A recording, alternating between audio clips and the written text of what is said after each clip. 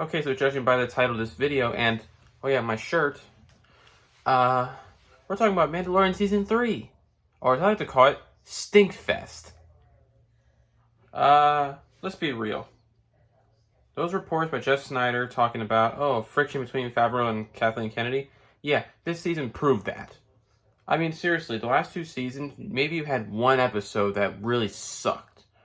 This one had like 3 or 4. Actually, hold on. The worst one, obviously, Lizzo and Jack Black. Don't even get me started on that episode. And Christopher Loyd. That episode was so bad. That just seems like something Kathleen Kennedy was like, hey, you know what would be great? We have Lizzo on the show. And Jack Black, who both don't look like they should be in Star Wars. Christopher Loyd could be in Star Wars, but what they did with him was stupid. I'm not going to go through each episode, but I'll tell you right now what I loved about it and what they should have done this whole season. Because I agree with various new people like Christian Harloff and others that say the whole focus of the show should have been, what worked, which is the stuff with Din and Bo and recruiting Mandalorians to then take back Mandalore. That should have been the focus of the season. And then episode 7, we finally get Moff Gideon. After, 6 episodes of nothing. Just mentioning him maybe a couple times. That scene where he's with the Shadow Council. And you see Captain Pelion, who of course served like the right hand of Thrawn. That scene should have been like in an episode 2 or 3. Just that scene alone, then seeing like his new troopers, and then the cloning, and then we find out he's cloning himself because he wants the Force. He wants to be able to wield the Force, and then of course Din destroys the clones. And then of course Moff Gideon has that awesome suit that was so cool. I'll say this right now, I wouldn't be surprised at all if he does it if he's not dead at all. But then again, I think he is. But if he's not, shocker.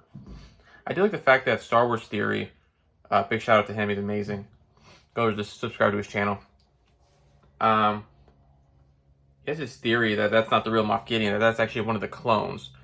Which, I mean, listen, he comes up with better Star Wars ideas than Kathleen Kennedy and that whole retarded team over there of a bunch of illiterate bimbos.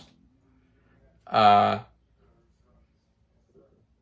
think it's an interesting theory, but I personally think that I wouldn't be, I'm like 50-50. I won't be surprised if he's dead, and I won't be surprised if he's not. Anyway. Oh yeah, with Grogu, he needs to age up at some point, and I mean, like, he needs to grow. Because there were good moments with him, and there were moments where I was like, really, you're still doing that? Stop with the goo goo gaga. It's like, he's not a baby, and he shouldn't be a baby anymore. I want to see him as a teenager, kind of like when we saw Groot as a teenager. Yeah, let's do that. Show a little attitude. He's getting a little carried away with using the Force and stuff. Sorry, thing in my eye. But anyway, but it was just disappointing. It was a disappointing season. There were so many bad episodes. That first episode alone was like, okay.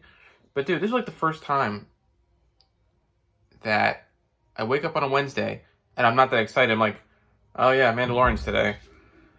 I got more excited for Bad Batch than Mandalorian. That shouldn't happen. Because even Bad Batch had some like episodes that were like, eh. But then once, it started picking up and it was like, okay, here we go. But yeah, overall, it's just disappointing. It was like, everything with Din and Bo, that should have been the focus of the season.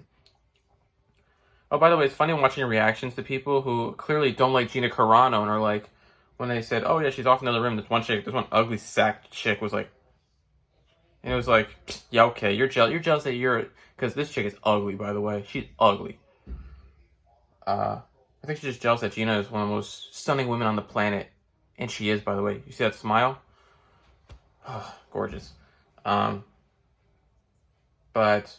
it was so stupid. Like, oh yeah, she's off somewhere else. And it's like, okay, fine. At least you didn't kill her off, so I'll give them props for that. But yeah, because I think they know if you had killed her off, people like me would have been so pissed. I would have been pissed. I wouldn't be losing my mind or anything, but I'm just like, I'd be mad as heck. But anyway, and then IG-11 coming back at the end as being the new marshal of that town, that plant, that town. Honestly, like I like that. I liked it when Grogu was controlling him, even though at some points it might be annoying. And then of course, the ending seemed like a series finale to me. It did. I know some people say it didn't, but to me it did. It just did. And then season 4, we're going back to basics like season 1, where he's just doing random jobs just to make money.